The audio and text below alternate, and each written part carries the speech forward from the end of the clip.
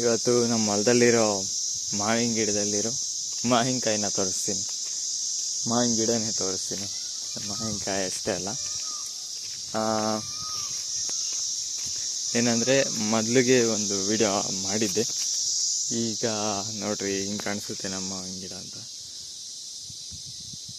Full ಕಾಯೆಲ್ಲ ದಪ್ಪ ಆಗಿಬಿಟ್ಟಿದ್ದಾವೆ. ಈ ವಿಡಿಯೋದಲ್ಲಿ ಚೆನ್ನಾಗಿ ಕಾಣಿಸ್ತಾ ಇದ್ದಾವೆ, ಮಸ್ತಿದ್ದಾವೆ ನೋಡ್ರಿ. ಬರೀ ಮಾವಿನಕಾಯಿ ಎಲ್ಲ ಕಡೆ ಬರೀ ಮಾವಿನಕಾಯಿ ಕಾಣಿಸ್ತಾ ಇದ್ದಾವೆ. ಈ ಕಡೆ ಅಂತ ನೋಡೋದಕ್ಕೆ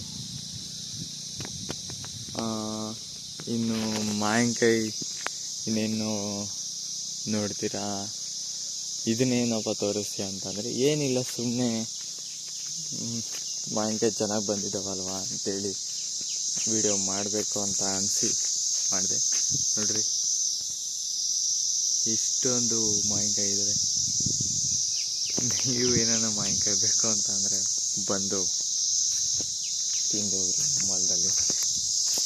ಆಮೇಲೆ ನೀವು ಕೇಳಿದೆ ಅಡ್ರೆಸ್ ಬೇಕಂದರೆ ಕಮೆಂಟ್ ಮಾಡಿರಿ, ನೋಡೋಣ. ಅಡ್ರೆಸ್ ಹೇಳ್ತೀನಿ ಬರೋರು ಅಂತ. ಸೊ ಇಷ್ಟು. ಇನ್ನು ಮಾವಿನಕಾಯಿ ಅಂದರೆ ಇದು ತೋತಾಪುರಿ ಗಿಡ. ಫಸ್ಟಿಗೆ ತುಂಬ ಚೆನ್ನಾಗಿರ್ತಿತ್ತು ತಿನ್ನೋದಕ್ಕೆ ಮಾವಿನಕಾಯಿ. ಆದರೆ ಇತ್ತೀಚೆಗೆ ಸ್ವಲ್ಪ ಹುಳಿ ಅಂತ ಅನಿಸುತ್ತೆ. ಆದರೆ ಹಣ್ಣಾದರೆ ಮಾತ್ರ ತುಂಬ ಚೆನ್ನಾಗಿರುತ್ತೆ. ಇನ್ನೊಂದು ಏನಂತಂದರೆ ಹಣ್ಣು ಆಗೋವರೆಗೂ ಇಲ್ಲಿ ಕೋತಿಗಳು ಇದ್ದಾವೆ ಒಂದಷ್ಟು ನಮ್ಮ ಹೊಲದಲ್ಲಿ. ನೋಡಿ ಈ ಕಡೆ ಇನ್ನೂ ಚೆನ್ನಾಗಿ ಕಾಣುತ್ತೆ ಗಿಡ ನೋಡೋದಕ್ಕೆ. ಆ ಕಡೆ ಬಿಸಿಲು ಬೀಳ್ತಾಯಿತ್ತು, ಈ ಕಡೆ ನೋಡ್ರಿ ಇನ್ನೂ ಚೆನ್ನಾಗಿ ಕಾಣುತ್ತೆ.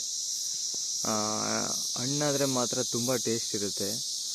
ಆದರೆ ಕೋತಿಗಳೆಲ್ಲ ಕಿತ್ತಾಕ್ಬಿಡ್ತವೆ, ಅದೇ ಪ್ರಾಬ್ಲಮ್.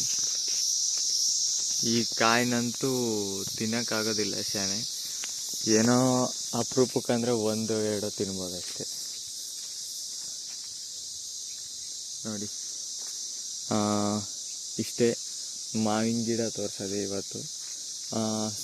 ನಿಮಗೇನಾದರೂ ಇನ್ನೂ ಇಂಟ್ರೆಸ್ಟಿಂಗಾಗಿ ಏನಾದರೂ ಬೇಕಂತಂದರೆ ಅಗ್ರಿಕಲ್ಚರಲ್ಲಿ ಫಾರ್ಮಿಂಗಲ್ಲಿ ಏನಾದರೂ ಟಿಪ್ಸ್ ಬೇಕು, ಡ್ರಿಪ್ ಬಗ್ಗೆ ಏನಾದರೂ ಐಡಿಯಾ ಇಲ್ಲ, ಆ ಥರ ಏನಾದರೂ ಇದ್ದರೆ ಕಮೆಂಟ್ ಮಾಡಿ. ಇಲ್ಲ ಮಾವಿನ ಗಿಡದ ಬಗ್ಗೆ ಏನಾದರೂ ಬೇಕಂದರೆ ಕಮೆಂಟ್ ಮಾಡಿ, ವಿಡಿಯೋ ಮಾಡ್ತೀನಿ. ಥ್ಯಾಂಕ್ ಯು ವಿಡಿಯೋ ನೋಡಿದ್ದಕ್ಕೆ.